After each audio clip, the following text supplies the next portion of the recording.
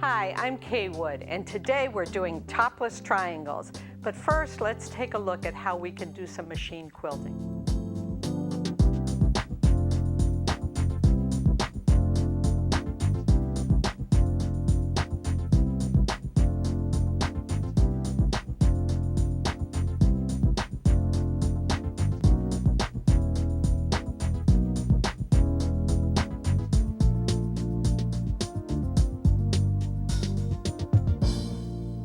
I'd like you to help me welcome back my guest today. This is Darlene Epp. Hi, Darlene. Hi, Kaye. It's nice to be back. Well, you've shown us such great ideas for quilting our quilts that I knew you'd have something else to show us. Well, there's no end. The whole industry just seems to be exploding with new ideas. Okay, well, tell us a little bit about this and what you're going to show us today. This is just a sampler of background stitches. Several years ago, about all we were doing was stippling. Like is on the quilt behind me, it's just the whole background is stippled.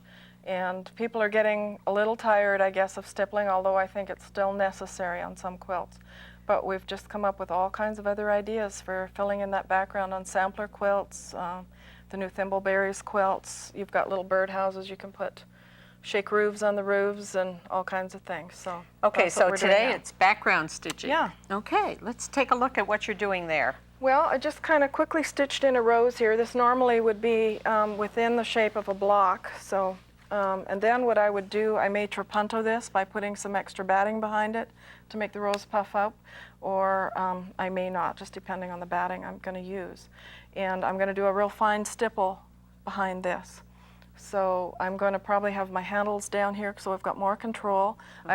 I often will sit on a stool and rest my arms right on the rollers here so I can get really good control. And I loosen my tension and turn up my stitch length because I want nice round stitches going around the corners. I don't want them jagged around the corners. So put on my stitch length regulator and get going here. Usually it takes me a little time to get my rhythm, and I have my special music that I play for this. Quilting to music, oh, right? Yeah. Manhattan Transfer's Java Jive is what I usually do.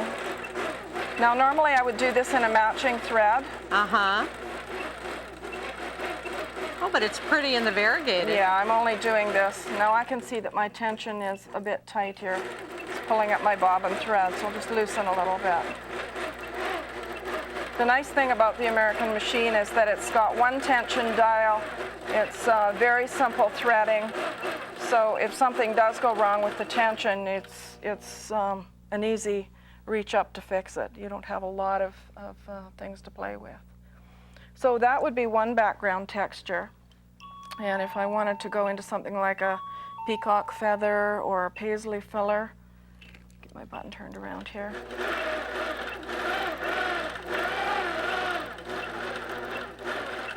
Now, like stippling, it looks like you're trying not to cross any lines. Is that true? Yes, and I would need to warm up on something like this. I'm just kind of doing this cold, so not really getting the look I want. But it's something I always warm up with just to get my rhythm. So this is your practice piece? Yeah. Okay. Yeah, you don't want to take too much from this, but this is the general shape that you're trying to work with. And I like using my hands at the outside of the handles here. It's a lot easier on my arms, neck, and shoulders. It's just a lot less stressful. It looks easy to move. Yeah.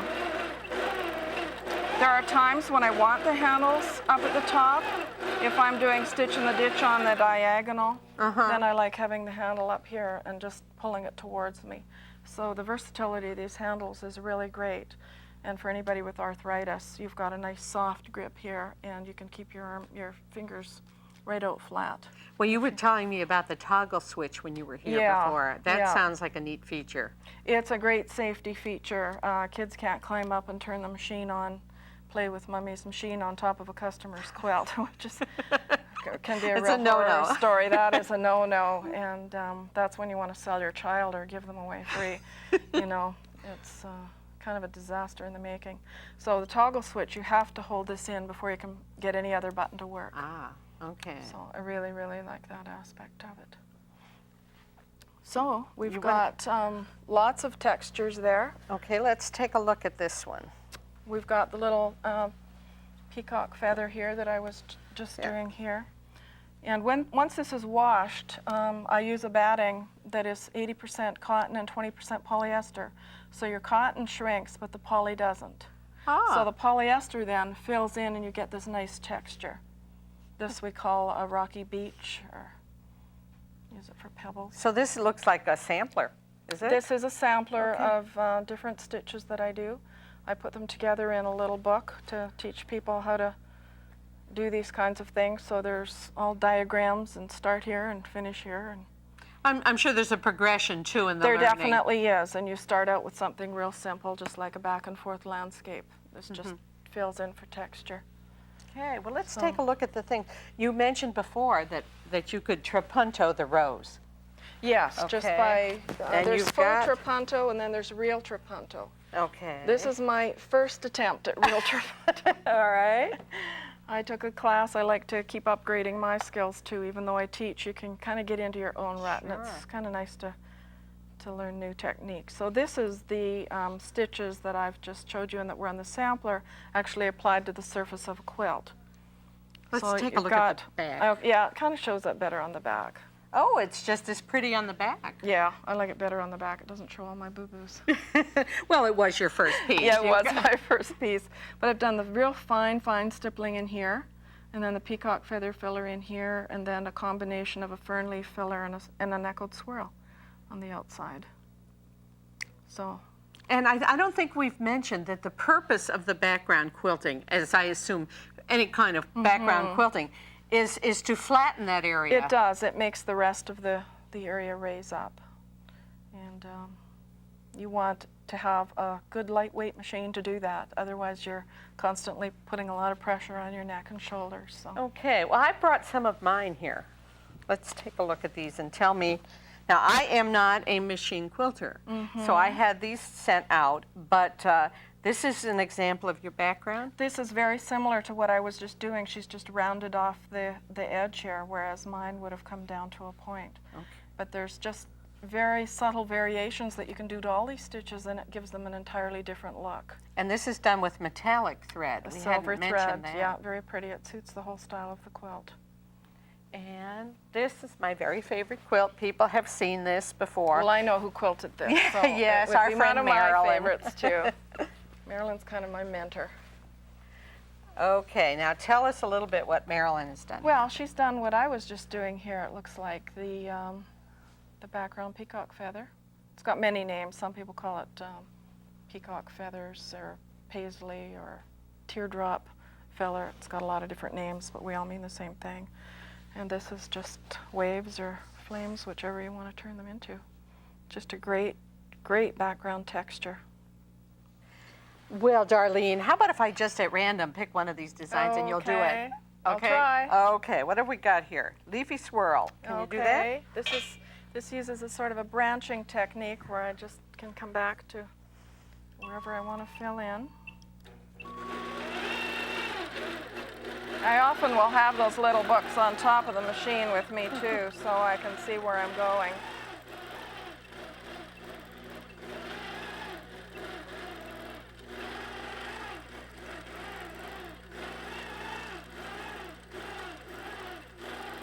It's okay if you cross over your lines here. It just gives it a bit more dimension.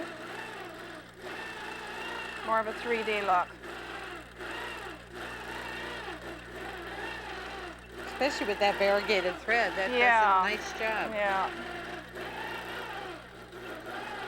You can vary your leaf a little bit, give it a few points. Put some veins in.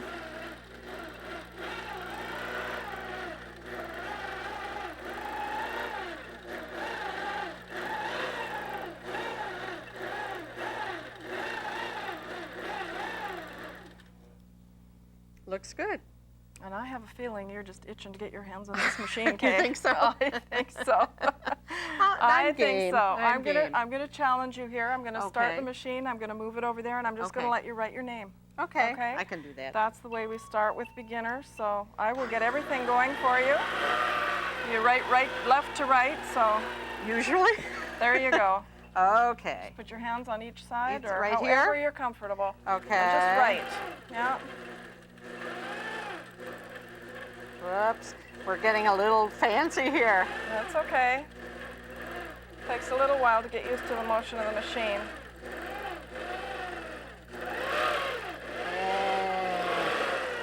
It's very easy to move though, isn't it? Hey, this is really a lot of fun, Darlene. I think I could get into this. I think you could, yeah. I want to thank you. It's been lots of fun and lots of good ideas, and I think we'll get everybody just anxious to go. Well, I enjoyed being here. Thank And you. I'll be right back with some quilting ideas.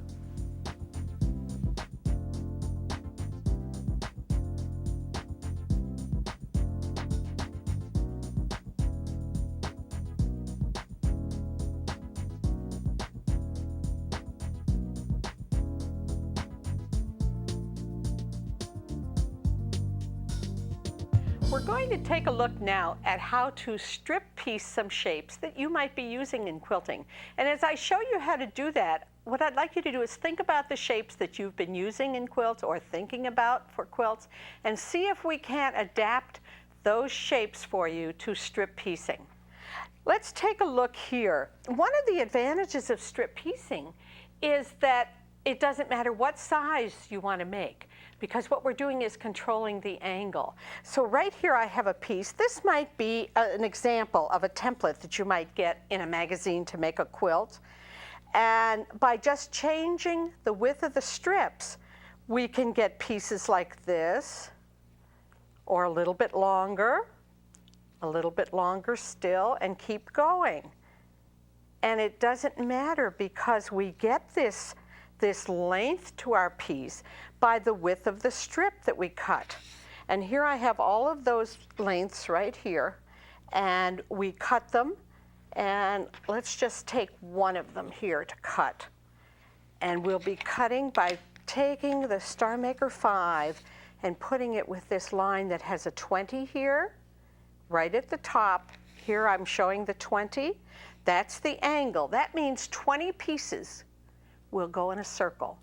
And so we're going to put that line right at the top of the strip and cut. And with strip piecing, we don't waste any fabric. So we'll turn it upside down to cut the next piece and just keep going with our strip. And regardless of how long, you saw how we made it different lengths by just the width of the strip. So we can take these pieces and we can put them together into fans.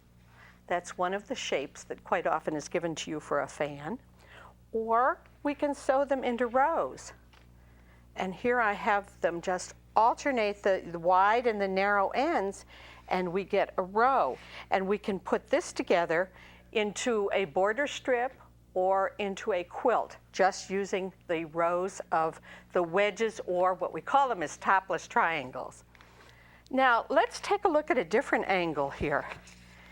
This one says 16. That means if we cut into that shape, 16 pieces will go in a circle.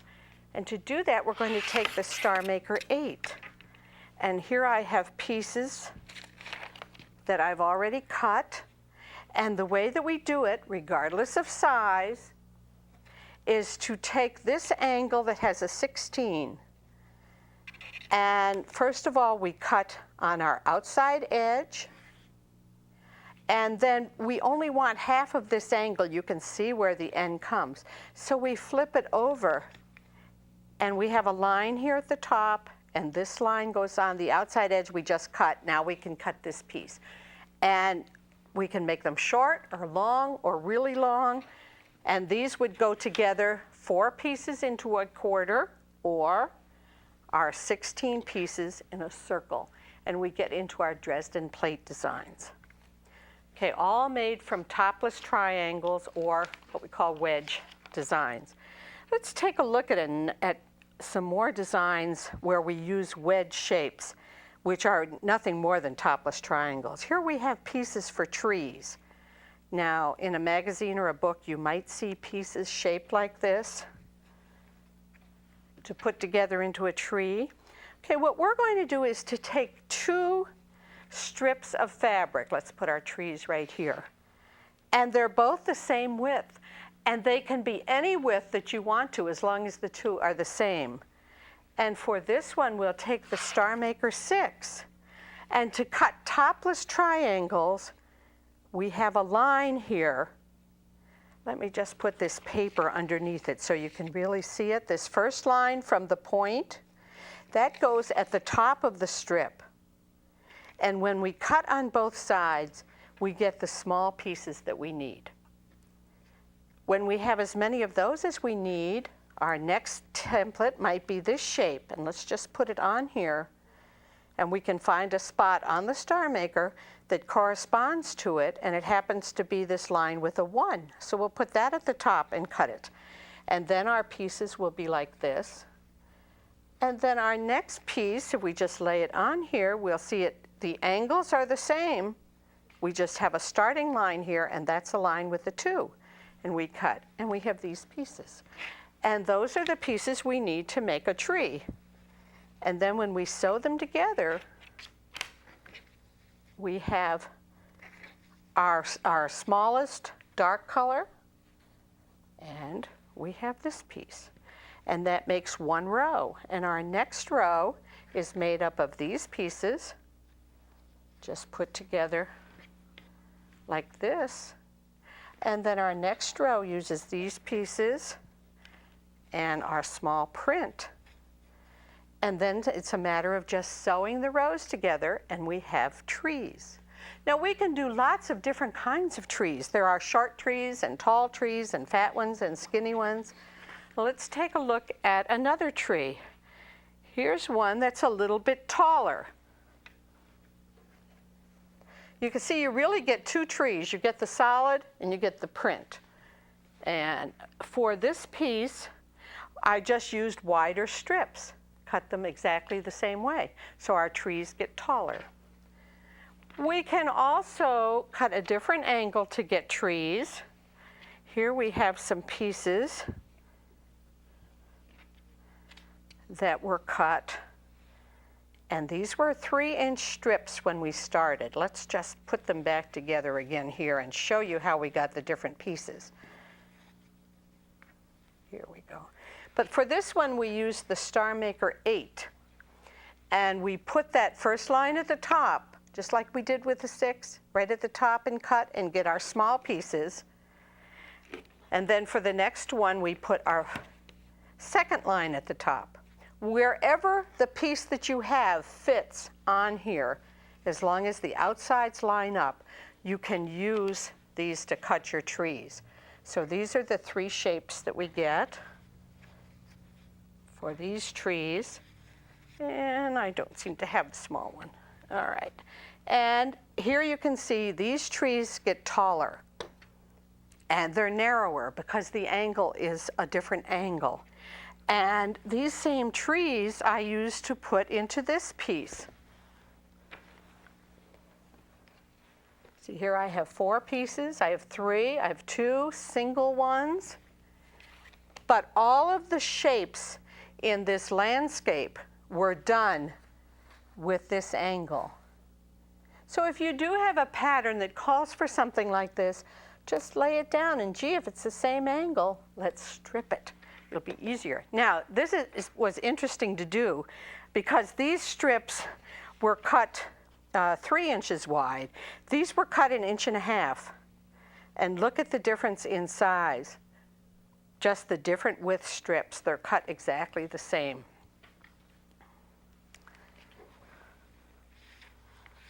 Okay, we can also make strips or trees that are a different angle. It depends on the angle that you're given. Here we have 2 strips of fabric, and these we're going to cut with also with the Starmaker 8, but we did it this way before. We get tall, narrow. If we use this angle, we're going to get short, wide trees. We're going to make topless triangles again. So the first line from the top of the point is right at the top of the strip, and we'll cut, and that gives us these 2 triangles. When we have as many of those as we need, let's take a look at the next piece and see where that comes. If we put it put the pieces right on top, we can see that we need to cut with that one line at the top. And when we cut our pieces, we get those pieces, and then we have this piece right here. We need to put the 3 at the top. And our pieces look like this. We sew them in rows just like we did for the others. And our rows look like this, and like this, and here. And we have trees that we can use for a border, like I did here in this quilt. So trees are great for quilts. They seem to show up in a lot of different places, and now you have a lot of ways you can cut short and fat and tall and narrow and all different kinds of trees.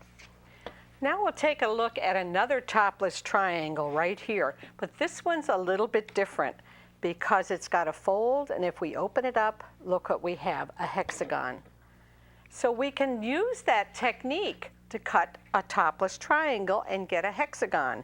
The way we do that is to cut a strip the same width as the hexagon we want. Fold it in half, take the Starmaker 6, because that's the angle we need, put the point at the top. Now we're not starting with a topless triangle like we did with the trees. Here are the points at the top, but we are going to mark wherever the fold is because that makes it versatile. We can make any size we want because wherever the fold is comes to the top. We cut what looks like a topless triangle, but because of the fold, we open it up and we have a hexagon. Very easy way to do them. Now we can go on to different shapes that are exactly the same. The same shape we have, a topless triangle again. And I have several different strips here. This is the one that I'm using. And let's say you're making a design and it calls for that shape. Well, you can just move it until you find a place where it needs to start, and that will give you the shape. And so we're going to put the 2 line right at the top of the strip and cut, and we have these shapes. And I used all of these different colors in that same shape to create this piece, which is a seascape. But again, all of them are topless triangles, just cut with different colors. So you can create things like this from the shapes. Okay, now we're in a patriotic theme here. We're going to cut some more topless triangles that are different from what we've cut so far. Here I have a red, white, and blue theme going, and I'm going to use the Starmaker 5. But this is a different angle than we used before, but we still have a line that's the first line from the point because we want to cut topless triangles. So we cut our triangles and we get this piece and we get this piece when we turn it over. Again, without wasting any fabric. And what can we do with those pieces? Well, let's put our blues in the middle here and see what we come up with. Because we used the Starmaker 5, we will have 5 points. And our topless triangles will go together into a design like this. Now we could have put the blue ones in the middle too, or we can now come back and put our blue ones here, and then all of a sudden it changes into a 5-pointed star. And that's our patriotic start there. And 5 points means the Starmaker 5. If we cut the same way, but with the Starmaker 6, then we get pieces that look like this. Or we can alternate the pieces. Or we can go on and make stars, all with topless triangles. All right? And let's take a look at how we can do a kaleidoscope, because a kaleidoscope is also made from a topless triangle. Here I have 4 strips of fabric sewn together. It's going to have 8 points, so I'm going to use the Starmaker 8 to cut a topless triangle. The first line from the top at the top of the strip, and my pieces look like this, and they look like this. And when I put those together, we have a design that looks like this. And that's our kaleidoscope. So, you know, get out those books, those patterns you've been wanting to make, and see if the angles will line up. And then you can strip piece those designs and do them much faster. And I'm sure you'll enjoy it. And be sure and be with me on my next show when we'll have some more quilting ideas.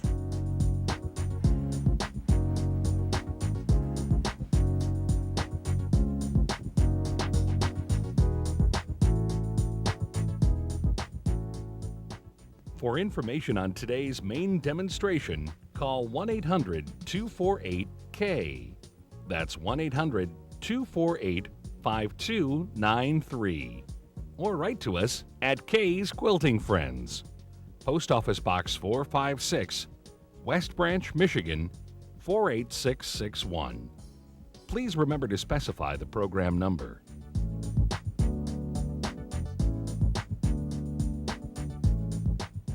Kaye's Quilting Friends is brought to you in part by Janome America, American Professional Quilting Systems, Fiskars, and Sulky. Our thanks for joining us for this edition of Kaye's Quilting Friends. We hope the ideas shared with you in this program will make your quilting more enjoyable. Please join us again on the next Kaye's Quilting Friends.